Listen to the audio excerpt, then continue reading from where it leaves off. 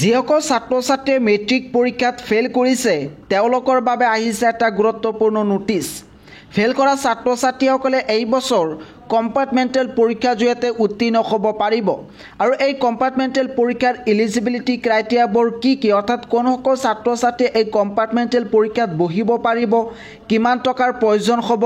ক'ত এক্সাম দিব লাগিব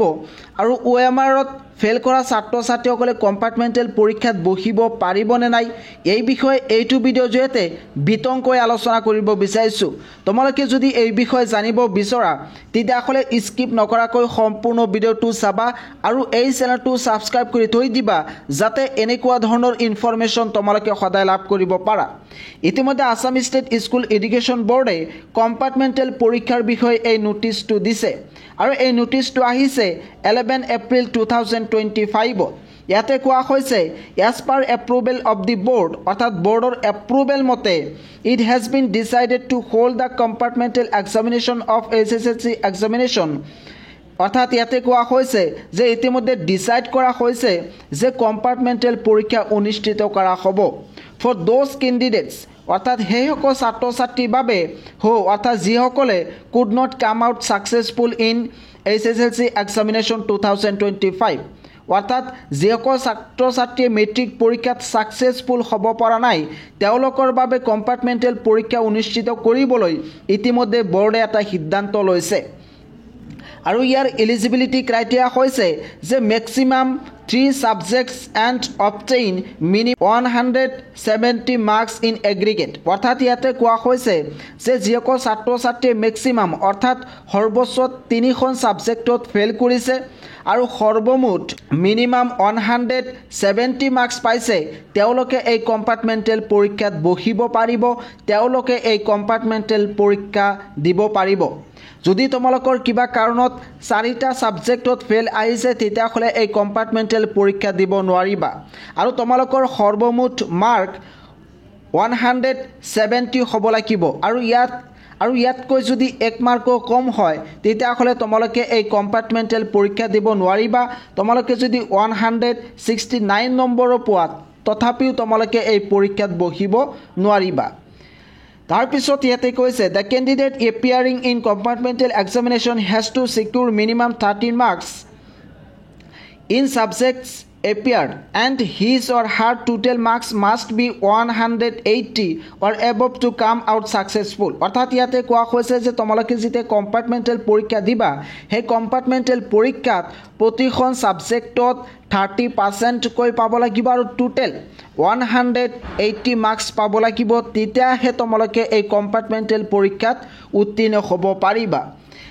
All successful candidates will be able to take admission in higher classes in the same academic year। অৰ্থাৎ ছাত্ৰ ছাত্ৰীসকলে এইটো বছৰতে ক্লাছ 11ত এডমিশ্যন ল'ব পাৰিব যদিহে ছাত্ৰগৰাকীয়ে এই কম্পাৰ্টমেণ্টেল পৰীক্ষাত ছাকচেছফুল হয় অৰ্থাৎ উত্তীৰ্ণ হয়। তাৰপিছত এই নোটিছত কোৱা হৈছে meanwhile if such candidate cannot come out successful in the compartmental examination 2025 single chance, they shall have to take re-admission in the respective schools to appear again as regular candidates if so desire। অৰ্থাৎ এই compartmental পৰীক্ষাত fail কৰা ছাত্ৰ ছাত্ৰীসকলে যদি বিচাৰে তেতিয়াহ'লে class 10ত তেওঁলোকে একেই বিদ্যালয়ত আকৌ এডমিশ্যন ল'ব পাৰিব as a regular candidate. The following points are to be noted carefully। তলত কেইটামান পইণ্টছ দিছে, এইকেইটা পইণ্টছ কিন্তু ছাত্ৰ ছাত্ৰীসকলৰ কাৰণে বহুত ইম্পৰ্টেণ্ট। তাৰে 1 নম্বৰত কোৱা হৈছে the compartmental examination 2025 in bracket single chance will commence from the date to be notified later on. অৰ্থাৎ তোমালোকৰ এই পৰীক্ষাটো কেতিয়া অনুষ্ঠিত কৰিব এই বিষয়ে আসাম ষ্টেট স্কুল এডুকেশ্যন বোৰ্ডে পিছত তোমালোকক নোটিছৰ জৰিয়তে কৈ দিব। 2 নম্বৰত কোৱা হৈছে detail schedule for online fill up of application through respective schools will be notified within 3 days from the date of declaration of results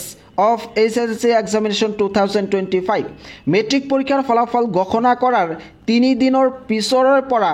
ছাত্ৰ ছাত্ৰীসকলে নিজৰ বিদ্যালয়ৰ জৰিয়তে এই কম্পাৰ্টমেণ্টেল পৰীক্ষাৰ বাবে অনলাইন এপ্লাই কৰিব পাৰিব। 3 নম্বৰত কোৱা হৈছে the examination fee Rs 500 shall have to paid for each subject অৰ্থাৎ প্ৰতিখন সাবজেক্টৰ বাবে 500 কৈ ইয়াতে পেমেন্ট কৰিব লাগিব আৰু এই পেমেন্টটো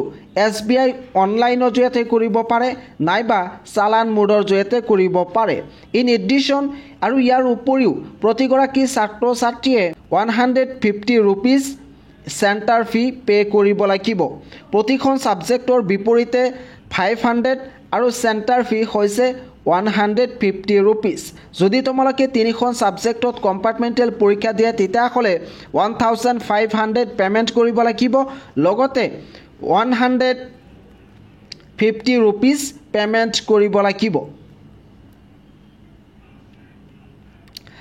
4 নম্বৰত কোৱা হৈছে no center fee will be collected from the candidate by the center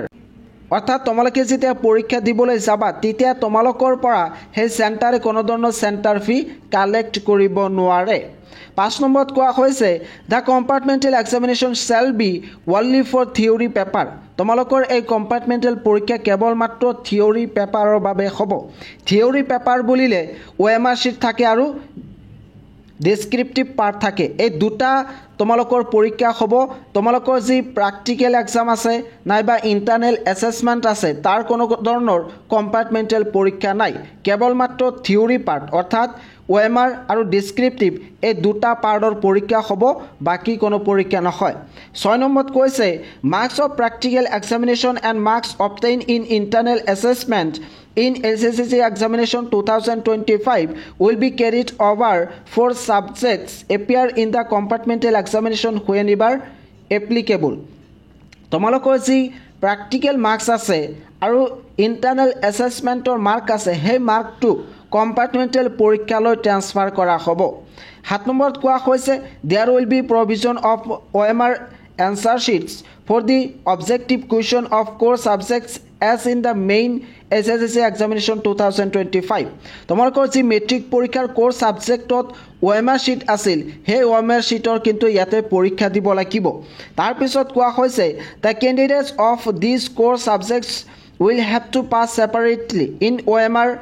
answer sheets and in descriptive part of question in the compartmental exam অৰ্থাৎ তোমালোকৰ যি কম্পাৰ্টমেণ্টেল এক্সাম হ'ব সেই কম্পাৰ্টমেণ্টেল এক্সামত OMRত এক্সট্ৰাকৈ উত্তীৰ্ণ হ'ব লাগিব আৰু ডেসক্ৰিপটিভ পাৰ্টত এক্সট্ৰাকৈ উত্তীৰ্ণ হ'ব লাগিব তাৰ পিছত 8 নম্বৰত কোৱা হৈছে The list of center for holding compartmental examination will be